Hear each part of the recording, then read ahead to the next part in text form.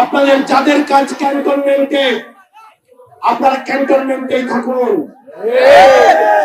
কিন্তু আমরা বলতে চাই, যেভাবে ক্যান্টনমেন্টের বিভিন্ন দপ্তর উপদপ্তরের মধ্য দিয়ে আপনারা রাজনীতিতে যেভাবে নোংরা হস্তক্ষেপ করেছেন, 24 পরবর্তী বাংলাদেশে রাজনীতি নিয়ন্ত্রণ করবে শুধুমাত্র রাজনীতিবিদরা। 2014 সালে যখন 153টা আসনে কোনো ভোট হয় নাই, তখন আপনাদের ইনক্লুসিভ ইলেকশন কোথায় ছিল? আমরা আপনাদের কাছে বিনয়ের সাথে প্রশ্ন রাখতে চাই,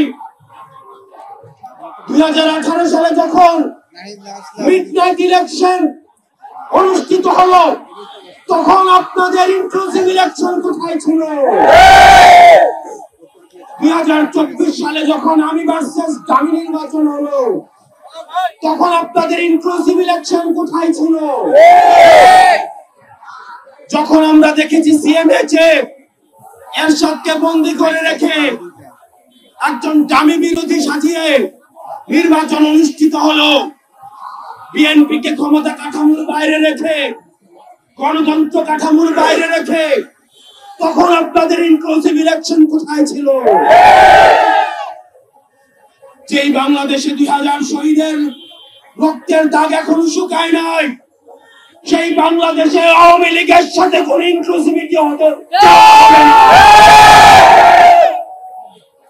যেই বাংলাদেশে এখনো পর্যন্ত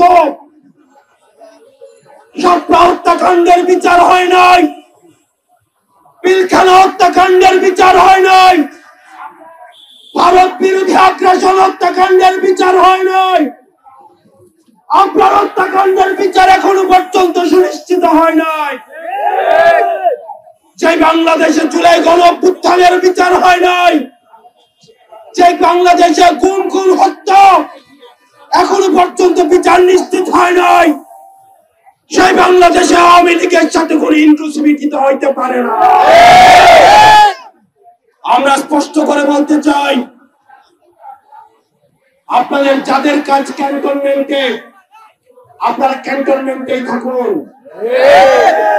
আমরা আপনাদের প্রতি শ্রদ্ধা জানাই, সম্মান জানাই। দেশের সার্বভৌমত্ব রক্ষার ক্ষেত্রে আপনাদের যে অবদান রয়েছে, সেটাকে আমরা স্বীকার করে নেই। কিন্তু আমরা বলতে চাই, রাজনৈতিক পরিমণ্ডলে আপনারা ক্যান্টনমেন্ট থেকে গত 16টা বছর যেভাবে নগ্ন হস্তক্ষেপ করেছেন,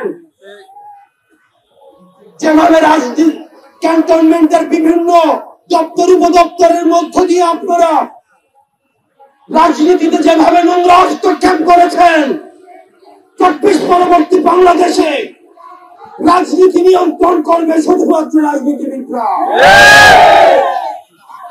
আপনারা তখন কোথায় ছিলেন?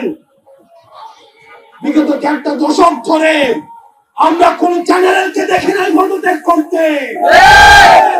দেশে অত অন্যায় অবিচার, এত গুম হত্যা হয়েছে, এত জুলুম প্রতিষ্ঠিত হয়েছে, আমরা কোন সচিবকে দেখি নাই পদত্যাগ করতে।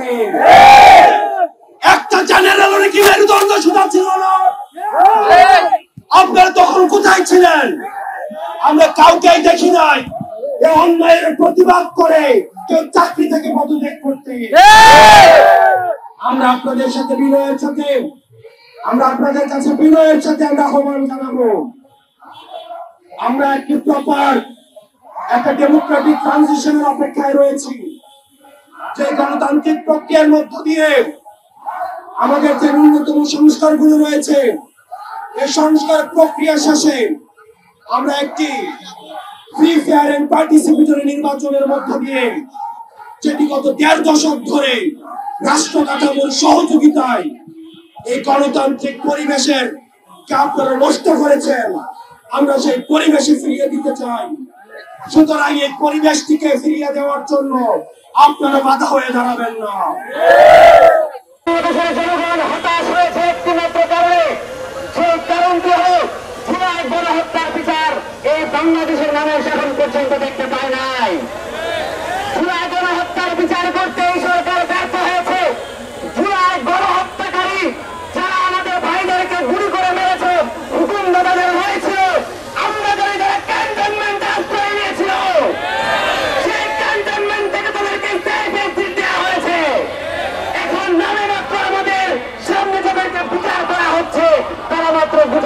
অবস্থান, কিন্তু যারা বাংলাদেশে অবস্থান করেছে তাদেরকে কেন বাংলাদেশ থেকে বাইরে পালাতে সহযোগিতা করা হয়েছে, সেই প্রশ্নের উত্তর বাংলাদেশের জনগণের সামনে দিতে হবে। আজ আমাদেরকে শোনা হচ্ছে বুকে পাথর চাপা দিয়ে অনেকেই নাকি অনেক কিছু মেনে নিয়েছেন। আমরা বলতে চাই আপনারা মানেন নাই, আপনারা আমাদের সাথে ছিলেন না, আমরা আপনাদেরকে বাধ্য করেছি সেটা মেনে নিতে। এবং এই জুলাই গণঅভ্যুত্থান পরবর্তী বাংলাদেশে তরুণ প্রজন্মের যে আকাঙ্ক্ষা, তরুণ প্রজন্মের যে উচ্চাকাঙ্ক্ষা, তরুণ প্রজন্মের যে আকাঙ্ক্ষা, সে আকাঙ্ক্ষার বিরুদ্ধে জড়াইতে হবে এবং তাদের বিরুদ্ধে ব্যবস্থা গ্রহণ করতে বাধ্য হবে। এখন অনেকে বলছেন আওয়ামী লীগকে নিষিদ্ধ করা যাবে না, পরিশুদ্ধ হয়ে আসতে হবে, পরিশুদ্ধ হয়ে আওয়ামী লীগ আপনারা বাংলাদেশে চান। কিন্তু আমরা বলতে চাই 1972 সাল পরবর্তী সময়ে আমরা কোন আওয়ামী লীগ দেখেছি? আমরা দেখেছি আওয়ামী লীগ যখন ক্ষমতা এসেছে তারা বাকশাল কায়েম করেছে, প্রতিবাদ কায়েম করেছে। আওয়ামী লীগের চরিত্র, আওয়ামী লীগের চরিত্র, বাকশালের চরিত্র, আওয়ামী লীগের চরিত্র, প্রতিবাদী চরিত্র। ও আওয়ামী লীগ শেখ হাসিনার জন্ম দেয়, এই আওয়ামী লীগ শেখ মুজিবের জন্ম দেয়। এই আওয়ামী লীগকে বাংলাদেশের মানুষ জুলাই গণঅভ্যুত্থানের মাধ্যমে লাল কার্ড দেখিয়ে দিয়েছে। সে আওয়ামী লীগকে বাংলাদেশের মানুষ লাল কার্ড দেখিয়ে দিয়েছে। সে আওয়ামী লীগকে আমরা বাংলাদেশের রাজনীতির ময়দানে কখনোই দেখতে চাই না। যারা আওয়ামী লীগকে রাজনীতির ময়দানে পরিশুদ্ধ আসতে বলে তারা বাংলাদেশের শত্রু, তারা জনগণের শত্রু, তারা এই জুলাইয়ের আকাঙ্ক্ষী তারা বাস্তবায়ন করে না। বাংলাদেশ চাই অবিলম্বে আওয়ামী লীগকে নিষিদ্ধ করতে হবে, অবিলম্বে আওয়ামী লীগকে নিষিদ্ধ করতে হবে, অবিলম্বে আওয়ামী লীগকে নিষিদ্ধ করতে হবে। ইনকিলাব জিন্দাবাদ।